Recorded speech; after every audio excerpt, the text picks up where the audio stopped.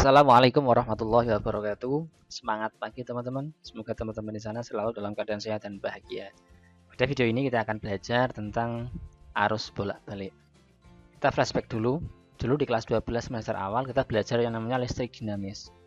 Listrik dinamis itu dibagi dua ya, arus yang searah, kita kenal dengan nama arus DC, kemudian arus bolak-balik ya, yang sekarang akan kita bahas, atau listrik AC.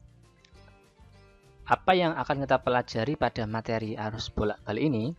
Yang pertama, kita akan belajar tegangan dan arus bolak-balik. Yang kedua, kita akan belajar hambatan dan reaktansi. Kemudian rangkaian seri pada arus bolak-balik. Dan terakhir, kita akan belajar listrik AC dalam kehidupan sehari-hari. Inilah 4 poin yang akan kita bahas pada video ini.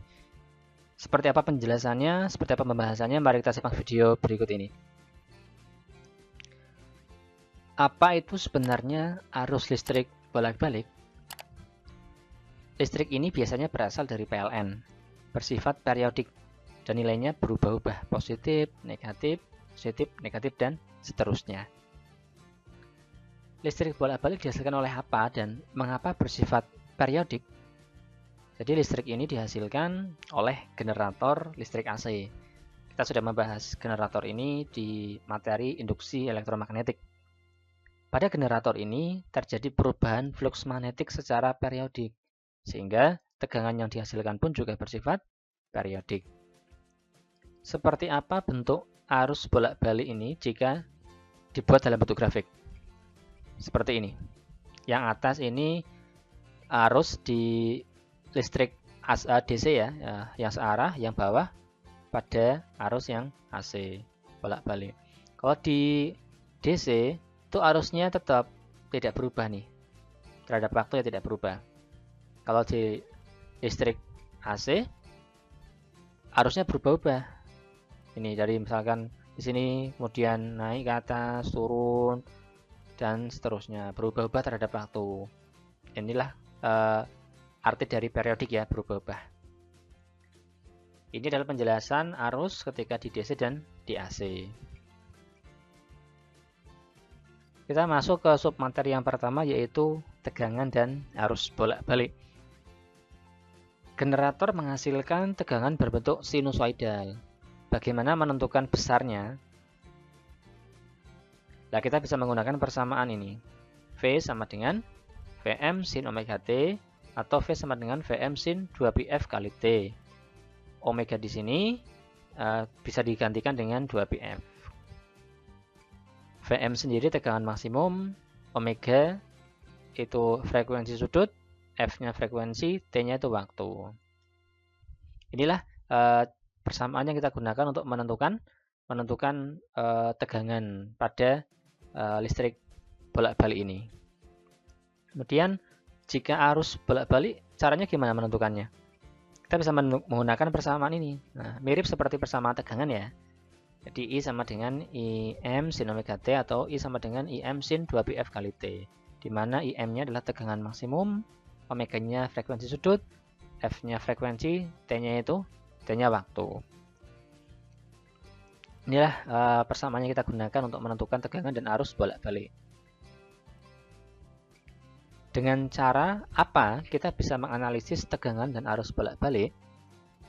Kita akan menggunakan yang namanya diagram fasor. Apa itu diagram fasor? Diagram fasor merupakan diagram berisi vektor yang berrotasi.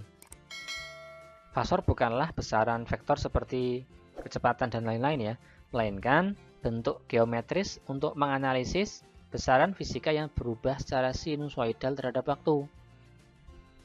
Apa ciri dari diagram fasor ini? Nah, panjang fasor menyatakan nilai dari suatu besaran maksimum biasanya, dan arah fasor menyatakan sudut fase gelombang. Seperti apa contoh dari diagram fasor itu? Nah, ini contohnya.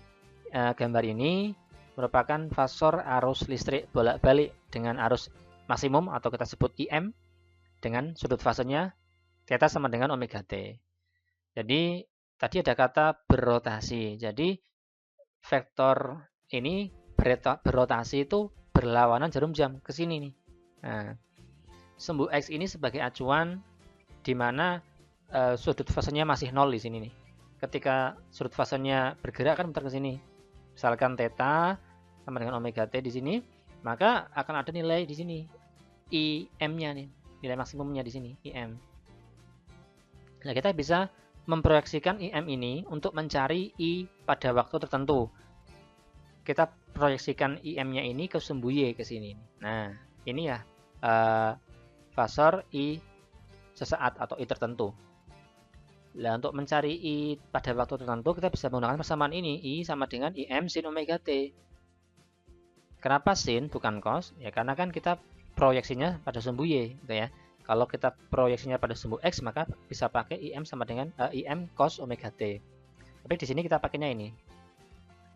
Sehingga persamaannya seperti ini. Ini contoh fasor arus listrik bolak-balik ya. Adakah istilah-istilah penting pada materi ini? Jadi ada istilah arus maksimum dan tegangan maksimum.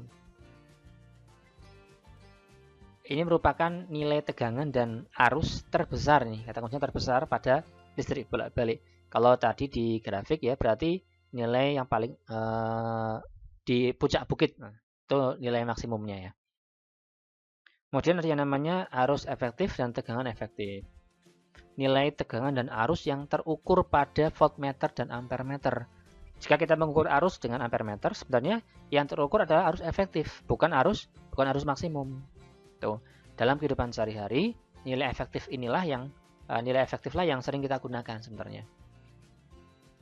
Berikutnya ada yang namanya arus rata-rata dan tegangan rata-rata. Nilai tegangan dan arus yang diambil dari satu bukit gelombang pada grafik sinusoidal.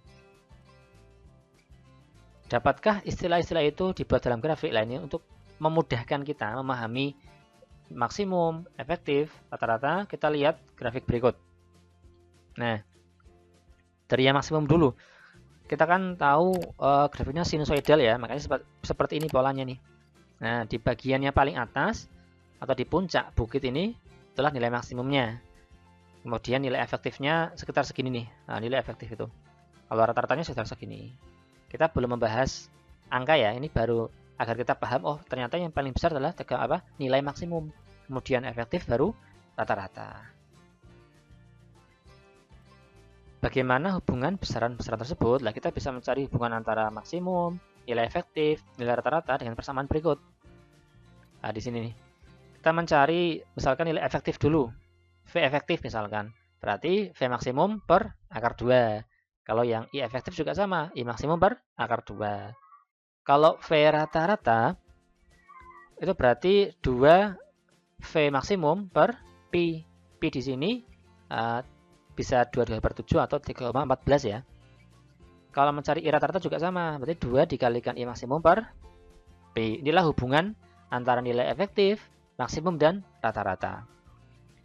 Terus seperti apa contoh soal yang berkaitan dengan tegangan dan arus listrik bolak-balik seperti ini? Dan bagaimana penjelasannya? Oke, inilah contoh soalnya. Suatu tegangan bolak-balik memiliki nilai maksimum 156 volt.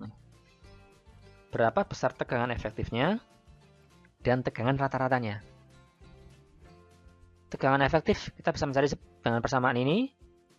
Tegangan rata-rata dengan persamaan ini ya. Nah, di sini sudah ada nilai maksimumnya nih. Sudah kita masukkan saja ke persamaan. Vm per akar 2 itu nyari efektif kan? 156. V maksimumnya akar 2 sekitar 110 volt. Itu ketemunya.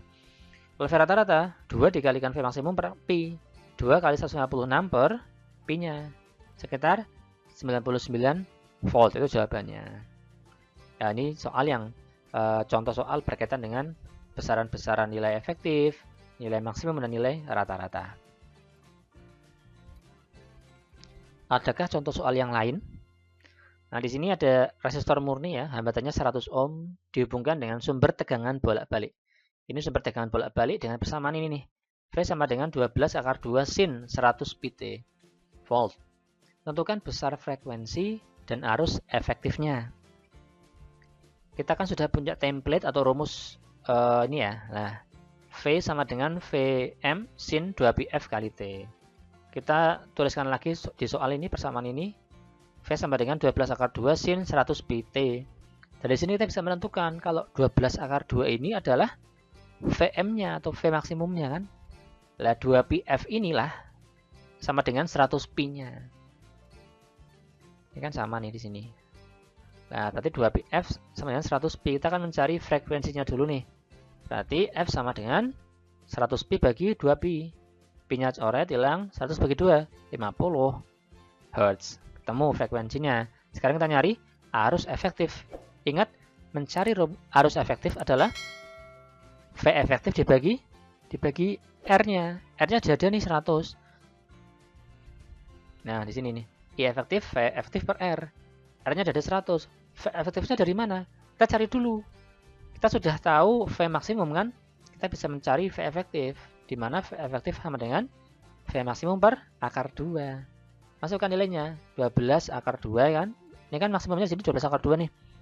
Dibagi akar 2, akar 2-nya hilang. Tinggal 12 watt. Masukkan ke sini nih.